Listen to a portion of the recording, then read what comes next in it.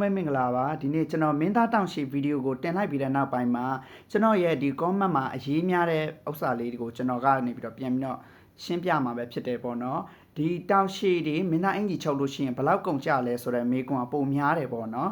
ဘယ်လောက်ကုန်ကြလဲဆိုရင်ကိုချဲ့ရင်ချဲ့တယ်လို့ကုန်ပါတယ်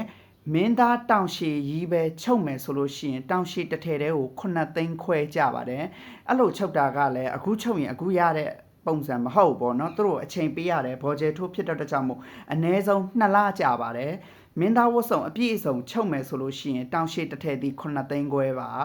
ဘောင်းမီတစ်ထည်ဒီ9000ပါဖနက်တရံဒီ4000ကျပါတယ်မင်းသားအင်ကြီးအတွင်းမှာခံတဲ့ဂျာစီဒီ4000ပါအပြင်အင်ကြီးကတောင်အင်ကြီးဒီကိုဒီချဲ့ရင်ချဲ့တယ်လို့ကိုရဲ့အစဒီဈေးကြီးရင်ဈေးကြီးတယ်လို့ကြပါတယ်ကျွန်တော်ဆိုရင်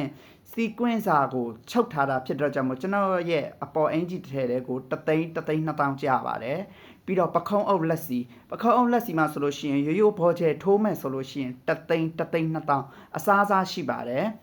စတီးပခုံးအုပ်ဆိုရင်3သိန်းခွဲ3သိန်း9000ကနေပြီးတော့3သိန်း9000လောက်ထိရှိတယ်ပေါ့နော်ခေါင်းပေါင်းဆိုရင်လည်းဒီလိုပါပဲအနည်းဆုံး3သိန်း2000ကနေစရှိပါတယ်3သိန်း2000 3သိန်းခွဲစသည်ဖြစ်ရှိတယ်ပေါ့နော်